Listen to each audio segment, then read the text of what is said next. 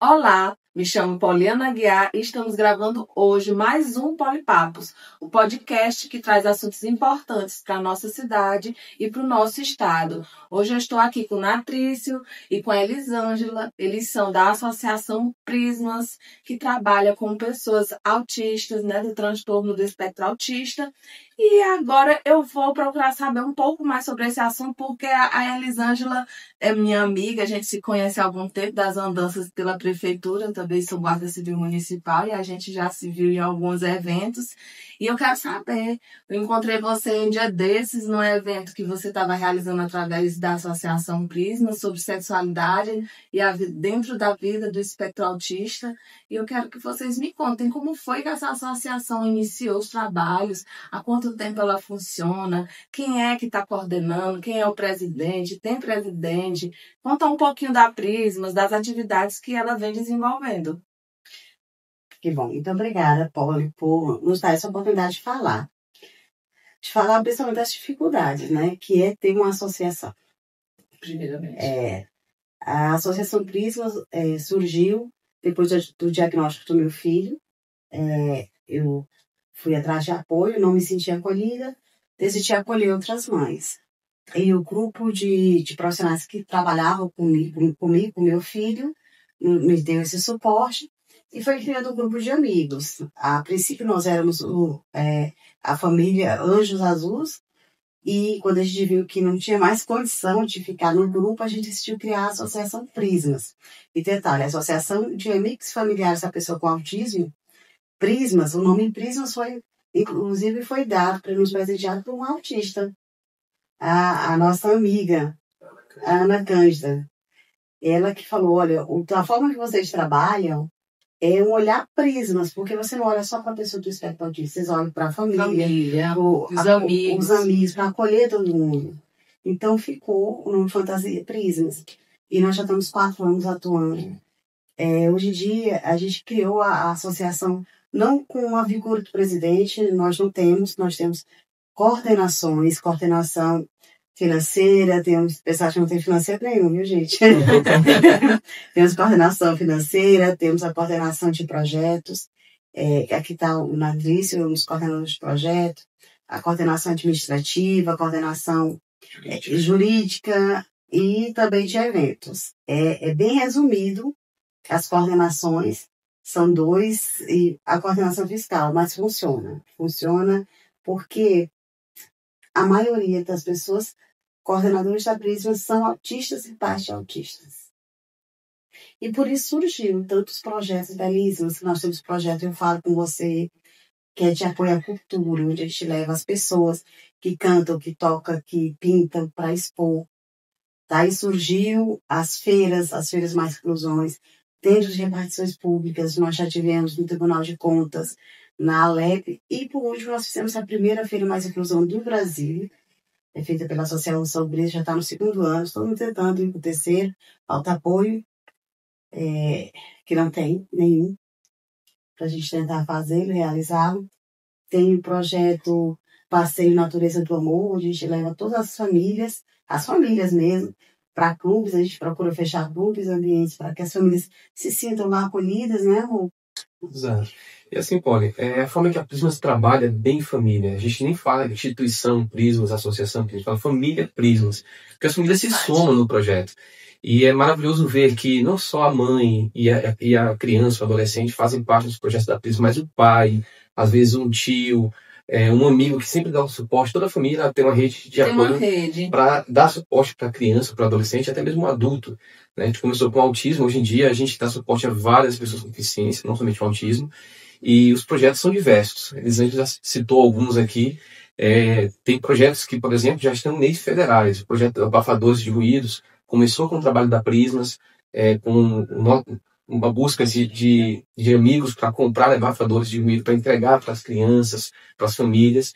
E foi feito o projeto de lei, né, que foi apresentado para o Piauí, mas teve mais agilidade em São Paulo. E esse de São Paulo que tramita hoje no nível federal, embora haja também um no Piauí em tramitação para ser sancionado pelo governo.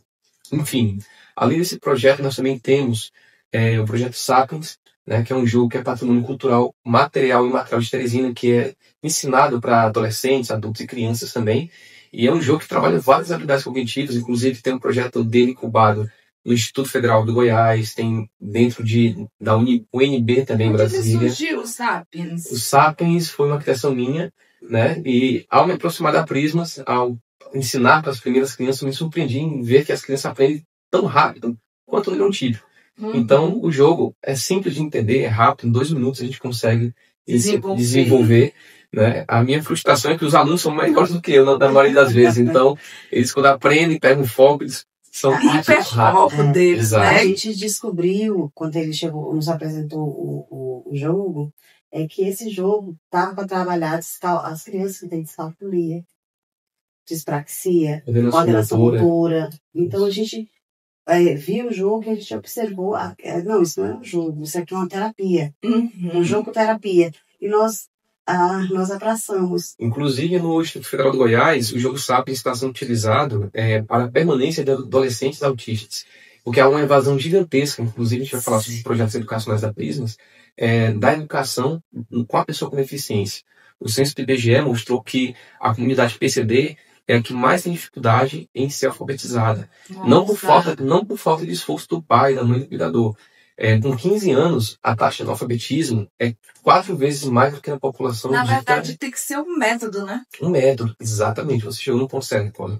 E quando se vai para 25 anos, 63,1% da população PCD são analfabetos no ensino fundamental.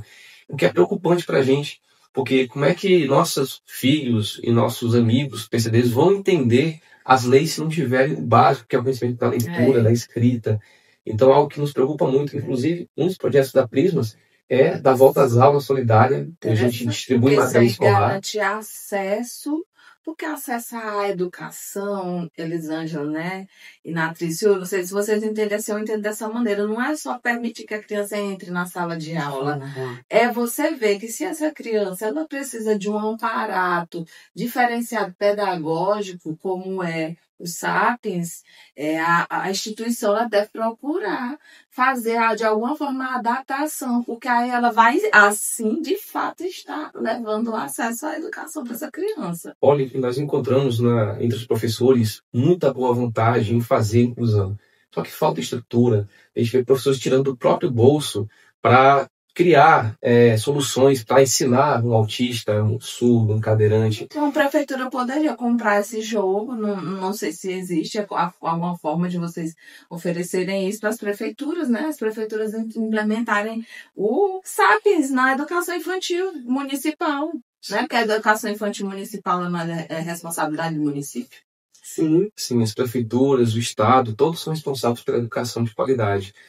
Inclusive, a gente tem, você falou da questão da produção, a produção do jogo Sapiens é feita por famílias atípicas. Então, já gera uma renda para as famílias já têm a dignidade de trabalhar, de produção, de gerar renda. Então, todos... O Estado tem que dialogar com essas iniciativas. E a nossa maior preocupação, Paulo, a nível de família, é que a fragilidade psicológica dessas pessoas é muito grande. 67% da população, das famílias, são de mães solos ou solteiras. Então, 67% é um índice muito alto. É muito alto. E essas mães estão sofridas, estão adoecidas. Só esse ano... Sobrecarregadas. Só esse ano, só na Prisma, nós tivemos 11 tentativas de suicídios. É muito alto. 11, gente. Só no conhecimento da associação que a Elisângela trabalha. É muito alto, gente. E a gente ir procurar os governos e fica aquele jogo. A responsabilidade é do município, não, a responsabilidade é do Estado. Não, gente, a responsabilidade são de todos nós, cidadãos.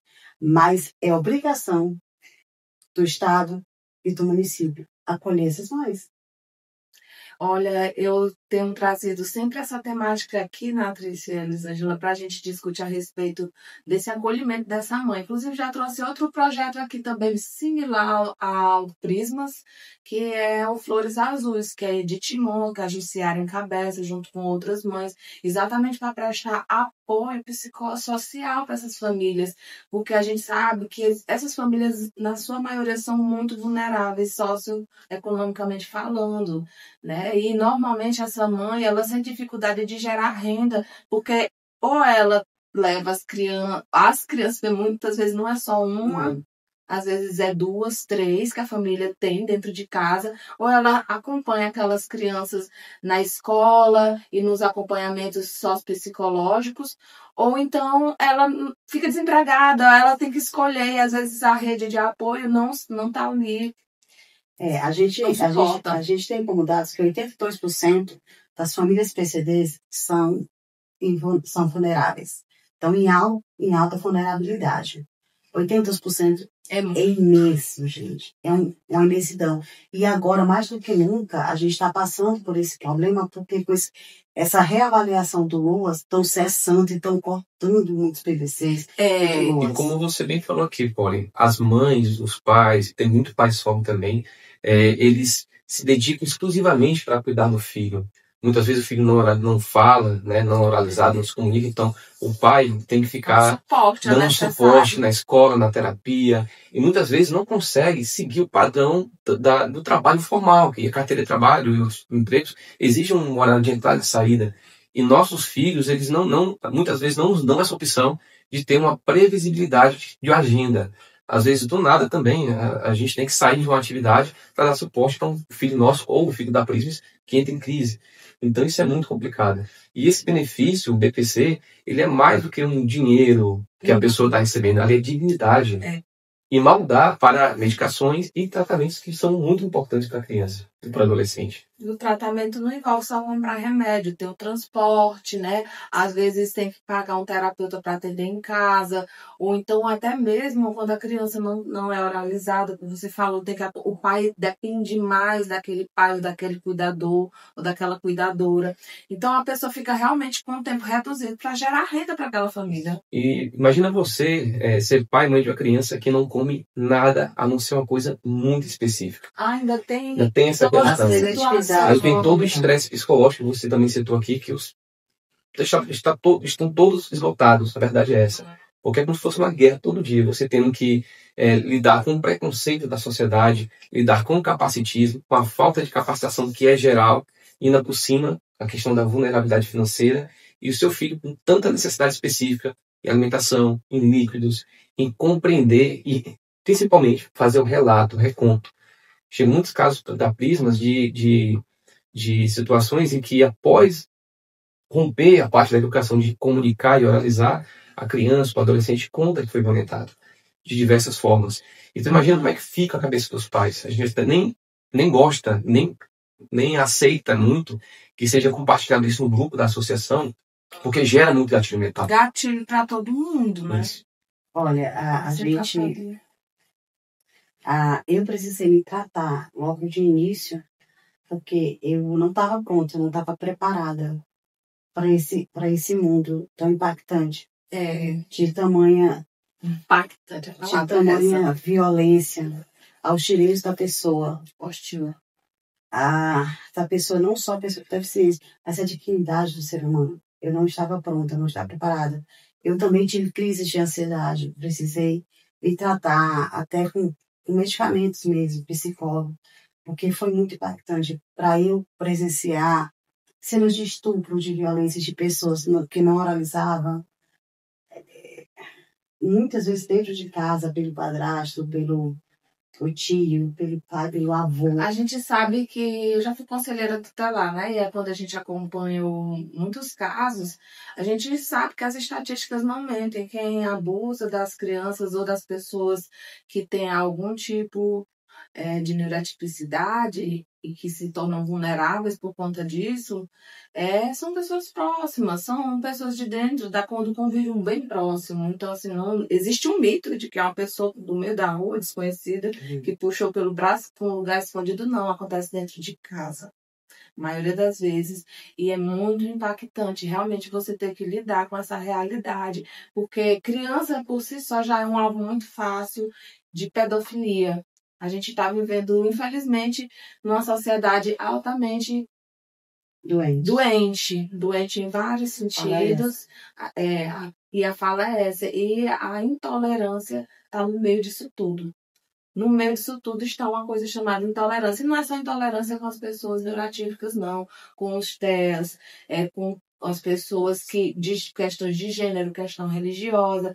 E a gente sabe que a gente vive numa democracia e a gente tem direito a liberdades individuais garantidas constitucionalmente, mas infelizmente a gente não vê isso expresso nas políticas públicas, a gente não vê isso expresso no comportamento social das pessoas na sociedade.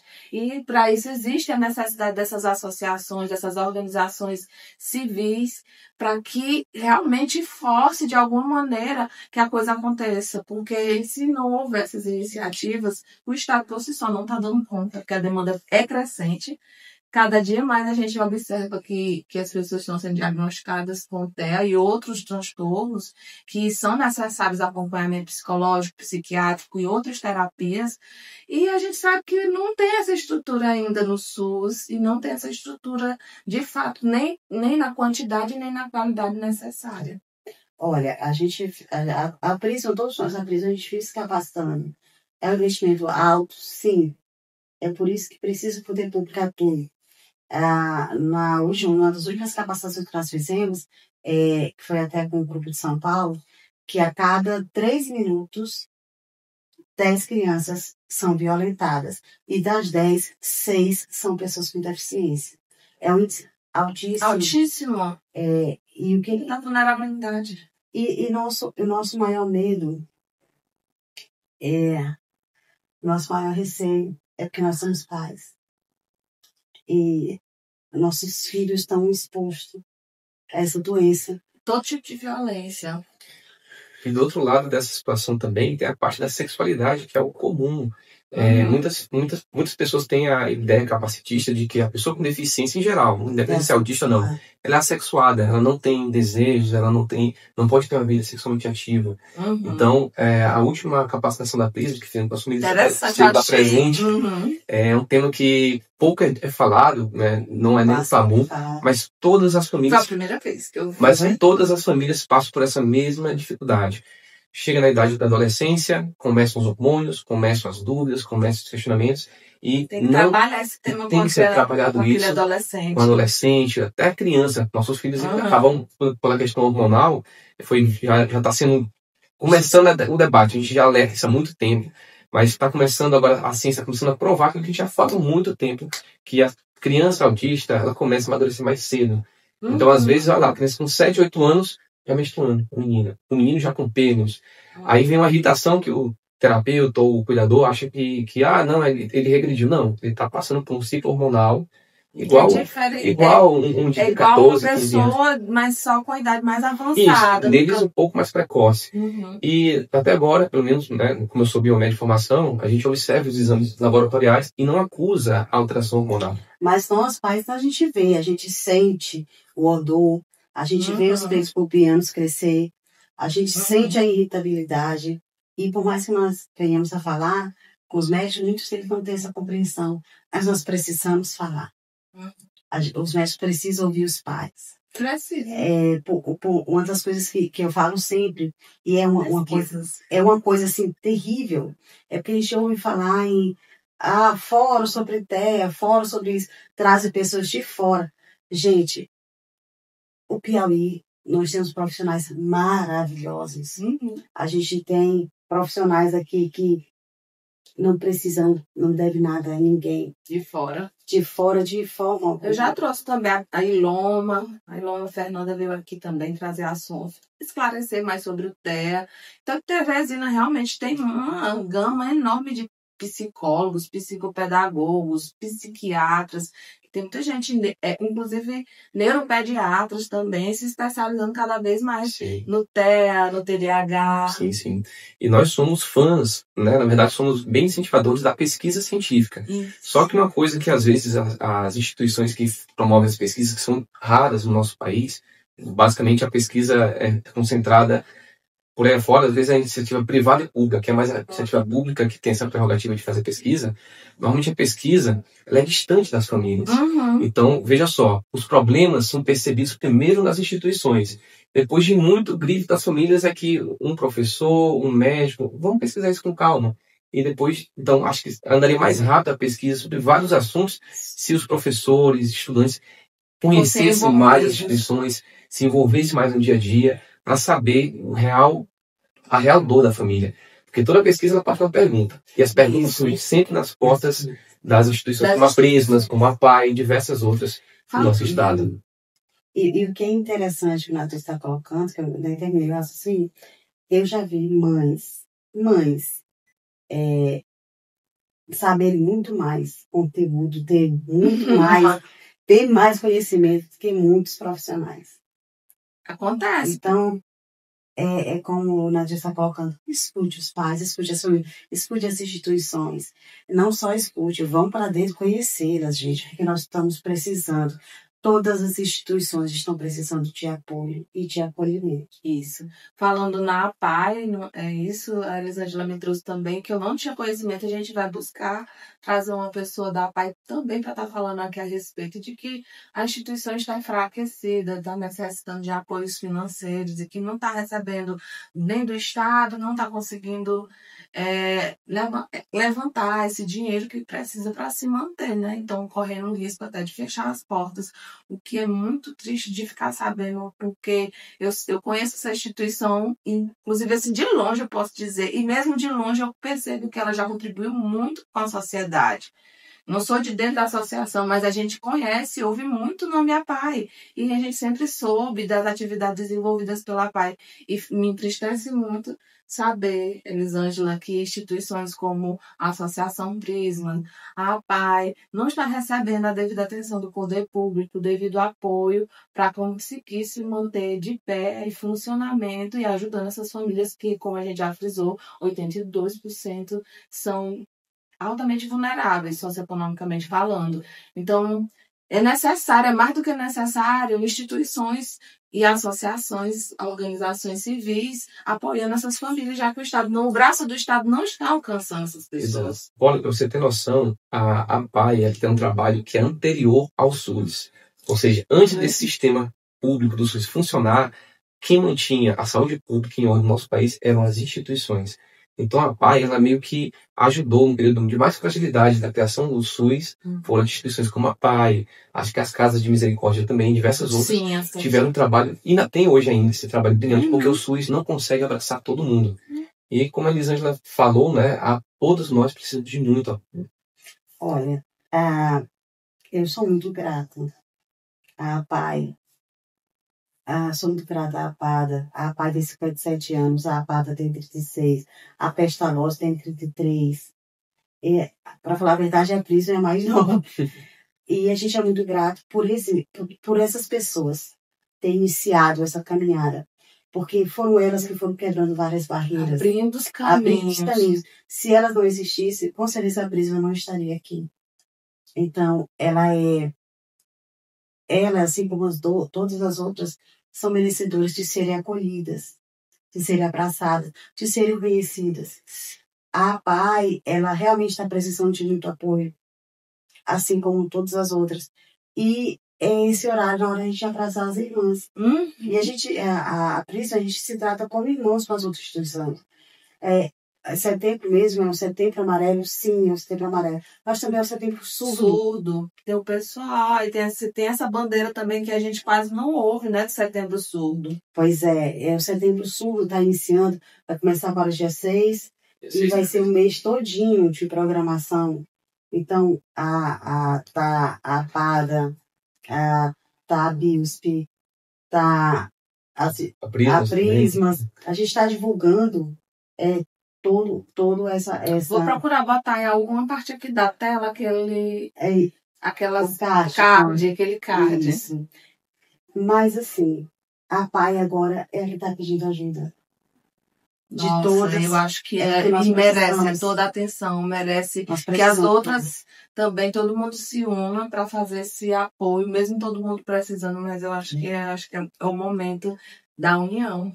A PAI não vai fechar. Por quê? Porque Teresina não vai permitir. Porque a sociedade não vai permitir. Então, a PAI vai continuar vendendo as 545 assistidos, que é isso que ela assiste todo santo dia. A PAI, a gente está falando de assistido. Agora, atendimento, a PAI faz mais de 1.000 atendimentos mensal. Porque tem as pessoas que chegam lá atrás de apoio e são recebidos. Tirando dúvidas jurídicas. Então, o atendimento, ela faz mais de 1.000 atendimentos. Mas assistidos são 545. São muitas famílias. E detalhe, não são só as pessoas com deficiência. A família também vai. Então, a família também participa. A família também é acolhida num espaço em que ela pode descansar um pouquinho enquanto o filho está sendo bem cuidado. Troca informações, socializa. Olha a importância do instituição como essa. As famílias, às vezes, só têm amigos ali para socializar, o momento que ela tem para tirar uma dúvida. Junto com os outros pais e cuidadores, no momento do intervalo da terapia deles. Exatamente. E se vamos contar a história pregressa, o trabalho pregresso das instituições do Estado, não tem como quantificar o tanto que esses pioneiros, né, nos servem de exemplo e inspiração para a nossa jornada. Toda a nossa luta só tem mais força porque eles chegaram primeiro, criando as bases legais, e apoiando as políticas públicas, que hoje nós fazemos... Lutando pelos projetos de lei. Exato, que hoje nós lutamos para expandir, para aperfeiçoar essas políticas públicas que foram criadas. A gente não quer só vaga em estacionamento, não, para autista, viu? Vereadores, deputados estaduais, pessoal que está aí elaborando as leis do nosso estado, do nosso município. A gente não precisa só de vagas de carro, não. Tem muito mais a ser feito e essas instituições da sociedade civil organizada precisam atualmente de mais atenção, porque mesmo que o Estado abra um espaço para o autista ali, onde foi um dia a Evangelina Rosa, a gente sabe que lá ainda não tem a quantidade de profissionais para abarcar a necessidade desse município. Não tem. Eu fiquei sabendo que parece que só tem 3 psicólogas, uma coisa assim. Então, assim, mesmo que tenha 3 ou 10, ainda é pouco. É muito pouco. Ainda é muito pouco. O projeto tem que ser grande mesmo, já que o Estado não consegue abarcar esse projeto grande demais. Então, é o jeito, gente, apoiar essas associações. A Prisma, a gente não recebe nenhum recurso público, seja municipal, estadual ou federal. Nós não recebemos. Existe toda uma legalidade que a Prisma é constituída sim, desse CNPJ sim, conseguimos ter utilidade pública sim, mas existe uma longa caminhada, existe muitas exigências e muita legais, burocracia, que até desestimula assim a gente. Só que é como a gente sempre fala, né, Natrícia? A gente trabalha com o que não tem, mas com muito que nos sobra, que é o amor. Então, a gente, assim como as outras instituições, a gente luta para nos manter em pé. E as que já estão lá abertas, lutam para permanecer com as portas abertas, para continuar a acolher. Então, visite as instituições, visite a PAI, visite a PADA, visite a Pestalozzi, visite a AMA, dá o Te Amo, porque, como a gente se fala, autismo é muito novo no Brasil. A primeira vez que se falava de autismo no Brasil foi em 1954. Primeira vez que saiu um pequeno artigo. Depois só saiu outro artigo em 1979. Nossa, assim, pingado. 10 anos depois. Logo depois, em 1986, surgiu a primeira AMA, no Rio de Janeiro. Mas, legalmente, a gente só vai ter a lei Verena Espiã em 2012. Só vamos ter a LBI em 2015. Então, é muito recente o autismo, mas, como a Nadia sempre coloca, sempre eles escolhem uma deficiência. Tem um ciclo, mais ou menos, que a política, em geral, no país, ela escolhe. Já houve um tempo que todo mundo queria aprender Libras. Como você falou, o movimento está meio que esquecido, mas a Prisma, com a par de diversos movimentos, né, não vou citar todos, porque a gente pode cometer injustiça de não citar, mas tem muita gente mesmo trabalhando para que seja reavivado. Então, já teve um momento que Libras era moda, teve um momento que era rampa de cadeirante, inclusive a Ascante também é uma ótima instituição no trabalho dos cadeirantes. E tem instituições que estão lutando para ser conhecidas como pessoa com deficiência, como, por exemplo, os pacientes renais, que tem um desgaste físico, emocional, a necessidade de cuidados Já o pessoal tão não vem da grande quanto diabetes, né? isso, diabetes do tipo 1, 1. tipo 1, né, que é genética. Que é genética. Então, assim, esses movimentos eles precisam ser ouvidos pelos nossos representantes, né? Então, não são qualquer pessoa, não é qualquer pessoa, são nossos representantes, eles estão lá para nos representar e, infelizmente, as pessoas com deficiência não têm uma representação fidedigna, né, que diga o que precisa ser dito, quando precisa ser dito. Tu veres, os ostomizados, por exemplo, a gente tem a ASEP aqui em Piauí. Sim. Uma família nos procurou, conversou com a gente, e o que foi que a gente fez? A gente fez um projeto, levamos para o secretário, professor Nobre, que foi muito acolhedor, e foi acatado pelo ex-prefeito, e nós fizemos, junto com ele, o primeiro banheiro em escolas públicas do Brasil para pessoas ostomizadas. Piauí tem, Teresina tem. Exemplo, a gente já mandou esse projeto para Recife, para São tem que falar das Paulo, vitórias também, para Bahia. para as pessoas entenderem por que essas associações precisam de apoio. Porque, gente, elas produzem muita coisa boa. Elas entregam muito, elas prometem nada, entregam tudo, entendeu? É um negócio fora do comum. Eu já tive em exposições de quadros que foram feitas em oficinas dentro da APAI. Gente, é coisa fora do comum. A gente levou para expor no Salve Rainha, que eu também participei do Salve Rainha, e a gente levou uma exposição belíssima, belíssima, que ficou em várias edições sendo exposta, porque merecia, né? Realmente espaço. Olha, e a gente todo dia vem encontrando gratas surpresas. A gente ontem, toda noite a gente sai para fazer visitas, para apoiar outras famílias, até mesmo para levar acolhimento, conforto, amizade. E ontem a gente teve uma grande surpresa e muito agradável. A gente conheceu a Lívia. Gente, a Lívia, ela é fantástica. É uma criança que produz os próprios que produz os docinhos. próprios brinquedos, O próprio gibi também. Então é muito divertido. Pra gente, o gibi, olha que é o tio fulano, as piadas da família lá conseguiu desenhar e é muito, muito bacana mesmo.